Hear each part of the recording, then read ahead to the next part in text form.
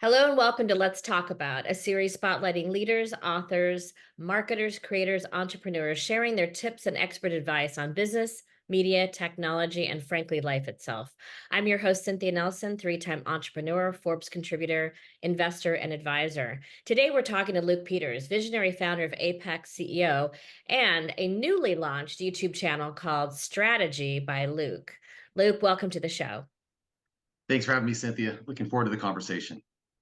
I want to go back into, you've had this amazing and incredible journey from basically garage to exit with a company you founded called NewAir. What was that like and how did you get there?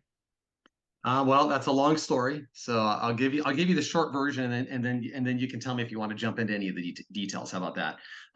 So the short version is that I was actually graduated college in about actually I was still in college in early 2000, maybe 1999 actually, and at that time I was getting a degree in microbiology, got a job in as a hazardous waste scientist, worked for a couple of years and was driving a beat up Toyota truck deep into LA, like an hour and a half each way.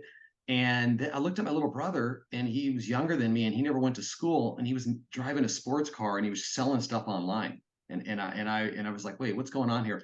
So I kind of like looked into this, what's going on, and this is right at the dot-com bust. Okay, so this is the Right. vacuum, right around 2001, and at that time I looked into on Yahoo's front page, they would tell you what the top search terms were at that time. That was like SEO back in the day. Hmm. And I saw portable air conditioners right near the top. This is like middle of the summer. It was hot.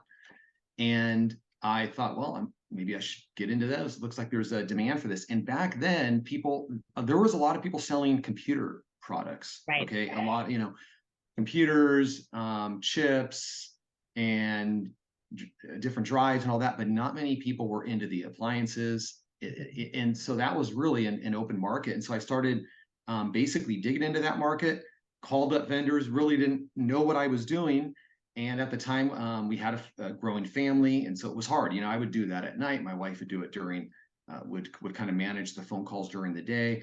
But within 6 months, I was able to quit my job. So it was quick. And then we started in a garage, then we moved to different houses along the way as the family was growing, and we moved warehouses. And to kind of go through the story quickly, we actually moved warehouses, I think, about 6 times. I wish I had bought every single warehouse, right? Oh, yeah, I was gonna say, right? Yeah. Then there's that. Exactly. So we moved, and probably more than 6 times actually. And because there was okay, we needed extra space, so we'd get a warehouse over here and we get one over here. So we started in a garage, and then we moved up to 1,800 square feet, then 4,000, then 10,000, then 20, then 35, then 85, then 115, and then finally we had over 200 because we had an East Coast and we had a West Coast, Yeah. and continued to grow the company. And there's a lot that happened in between, but I was able to exit in 2021 to private equity for a really a good exit. That's amazing. And it's like, well, and everybody says, oh, it's an overnight success, right? But that overnight Right. success was how long? 20 years? Yeah, exactly. It was a Yeah. long time. A long overnight success. So you've learned a lot along the way. What are some of the kind of key learnings you've had in building a company, and how has that impacted the work that you're doing today in guiding entrepreneurs? Right. Yeah, I learned a lot. I made a lot of mistakes. I knew how to work hard, okay, because I grew up in a big family. I paid for college with I had a swimming pool route. So I was servicing swimming pools, Yep. which is a great job when you're younger. And then and grew up in a donut store. And like I knew how to work hard, but I didn't have a business education. So I had to learn a lot. And I would say, quickly, some of the things I think that were good was that I was a quick decision maker. Okay. And I think that's important in entrepreneurship, to not overthink things. And I'm optimistic, and that's good, but it has its pitfalls too, Oh, yeah. that you can run into, right? So I'm fast at making decisions, overly optimistic, but I didn't pay attention to things like finance early on. I Mhm. was just worried about, you know, it was all basically all the accounting in the beginning was cash based. There's no gap accounting in the Right. beginning, none Yeah. of that, right? Yeah. you know how that is. You started businesses. So, but I wish I had probably moved over sooner, because I think some of those things hurt me because I didn't have insights on certain parts of the company. Mhm. So I would say most of the mistakes were waiting until there was an emergency for me to make a change within the company. Mhm. Hiring talent, not paying enough for the best talent, um, and not really respecting how important experience is. Actually, much more important. You realize how valuable experience is Yeah. compared to I don't know, bravado or Yeah.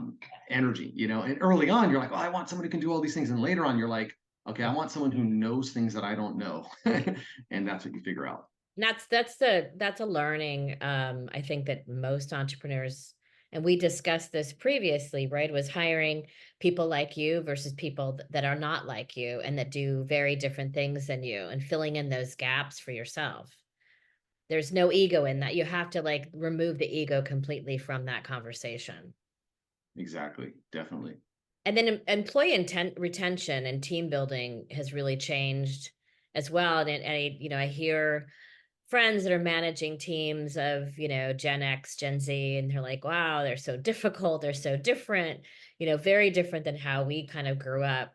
What can you share about, those importances of building those teams and the difficulties of actually building teams back then and today? Like, what are the things you're looking for? And when you're talking to entrepreneurs, what are the things you're advising them to do? Sure. Well, okay. The main thing that I would advise, and this is a hard one, but it's Yeah. like, look, you have to take accountability as the entrepreneur, as the founder. It's your job to make things work. You can't blame, this employee because they did this, or that you don't like the employees you're getting. So I think you have to shift the focus. Everything is on you. And actually, I think it's liberating, because you're not, I've never been a blamer, but it's sometimes people can be too negative about those things, where instead you have to look for the solution. Okay, this is how the people work now, but there's a lot of benefits to how they work. I mean, young people are really diligent. Young people want to find value in their work. They want to have a reason to go to work instead of just do a job. So there's things like explaining the why to your team. Okay, Mhm. there were business. I think there was a book called The Great Game of Business. It was written in like the 70s or something, and it was more about like opening up your P&L to your team, and like opening up the numbers. Don't be so secretive about your business, because Yeah. when your team understands what they're going after, they're Right. going to do a better job. And I think big businesses do that, but a lot of small companies are afraid to do that, and that's really important. Yeah. Um, so, and I think working with your team to really explain the why is how I like to think. And then finally, like on culture, we actually won at NewAir. We won Best Place to Work Out several times, and that was actually a goal of mine. That was like literally that was our HR goal. It was, okay, how do we make a company that we can get voted Best Place to Work? That'll give us basically evidence, proof of evidence that we're doing a good job if the team believes that. And Right. I did a lot of research into culture. This is going back into like 18, 19, and so we're talking like 6 years ago. And this is back when Google, Facebook, all the big companies, you show up, all your food's paid for Oh, it yeah. Yeah. as a Ping right. pong tables. Exactly. So Oh, what I found um, in this research was the number one thing, if you could accomplish this, is to create an environment where friendships are created at work. mhm. So if you do things where you're having company meetings, but they're fun, and you mix up where people sit, or you create teams within the company that are setting up events, and they're from different departments and they're intermingling, and they become friends. They go hang out after work. That actually becomes a great company Yeah. retention and a culture driver, and it's free. It just all you have to do is think about it, kind of care a little bit, and figure out how to create those moments.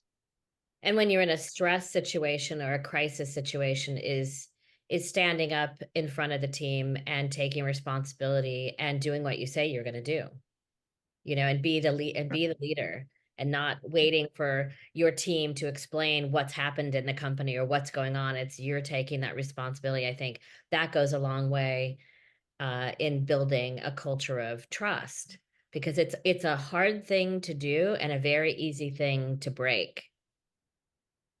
I agree. And early on, I was too secretive. Hmm. So I learned over time, and honestly, secrecy drives fear Yeah. within the team. So you got to, it's important to get away from that and be as open as possible. You can't share everything, but as open as Yeah. possible. And I think too, when they know what's expected of them, and what that progression is going to be, how they're going to progress in the company if they're doing these things correctly. And these are the things they need to do. And here are the opportunities.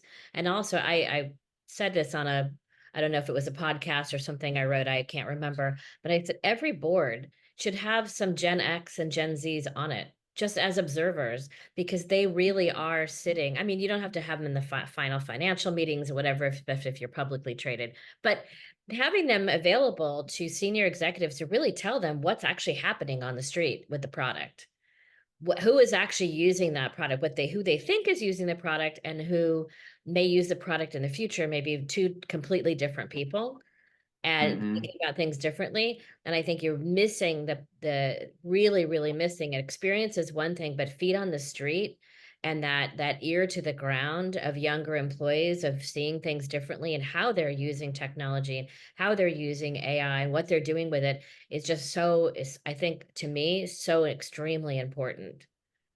Yeah. Yeah. And another way to think about that as well, I totally agree with those points, is that they your team needs to be given the opportunity to fail. Yes, If the team, if they're too careful, then you're not going to get those insights that you're talking about, right? And so you have to allow them to understand that, hey, they can fail, they're not going to get fired. I mean, you yes. want people taking chances and kind of giving back what they think is the best work with, instead of the kind of the programmed return where they know they're not going to get in trouble. Right. I had a boss one time. I thanked him like 10, 15 years after I'd worked there. And he said, well, I gave you enough rope to hang yourself, and luckily you didn't do that too often. Yeah. And well, what happens is you Because end he up, knew I was challenging to manage, I think, probably. But he gave me that rope and I thanked him for it, you know? it's one way to get skin in the game, really, because when you have that, now when you go to work, you're not just doing a job, you're probably performing, you're thinking outside the box, right? Because you're like, wow, I'm able to do these things, and you're going to contribute more than if you were just kind of in that box. Um, this is always my kind of crystal ball question, but what is the one lesson you wish you'd learned sooner? The lesson I wish I'd learned sooner was, well, I guess I didn't really think about exit planning until later on. Yeah. Um, and I think it's like a lot of things in life. We don't think about a lot of important questions. We'll go through life and we just kind of like think about what comes up that day, right? And we're not, and really, I think more time should be spent on the bigger questions in life. It's a philosophical podcast, Cynthia, not this one, but Yeah. but but think about it. If you build the company in a way where you have an exit plan, you're going to say, okay, hey, what is that? What do I need to look like to exit? Oh, okay, I need to have these EBITDA margins, or I need to have a management team that a buyer would be excited to talk to instead of just one entrepreneur. And if I left, so you want to Yeah. de-risk Yeah. the sale. And how do you de-risk the sale? There's like 5, 6, 7 things you can do. Yeah, definitely. I don't think most people think about the exit or the opposite. They think they get into a business and they think about the exit at the beginning. And it's like, you got a long way to go before you're Yeah. cashing out of this. So, yes, that's nice to think about. But if that's the only reason you started the business, you're probably going to fail because Right. Exactly. that's not how it really works, right? You have to have Mhm. the right place, the right time, the passion point, the drivers, right, to get there. But immediately when someone starts a company, oh, I'm going to cash out. We're going to be a unicorn. I'm going to cash out. Oh my God. Next time I hear somebody say unicorn, I literally want to throw my coffee. Like, stop saying that. Like, stop saying I hate that word. That's not how this works. It's Yeah. an uphill climb. Um, Thank you so much for being on the podcast. How do entrepreneurs get a hold of you? This is your plug. How do they get a hold of you to work with you and learn all Sure. these secrets? Thank you, Cynthia. Yeah, no, you can find me on LinkedIn at Luke Dash Peters. I think you'll find me on LinkedIn, and then also look at my YouTube channel, Strategy by Luke. Just launched that, and I work directly with entrepreneurs, especially founder CEOs, is who I'm looking to work with because I've been in their shoes, and I get a lot of joy in helping them. Thanks for the opportunity. No, this has been great. I really appreciate it. Have a great rest of your day. You too. Take care.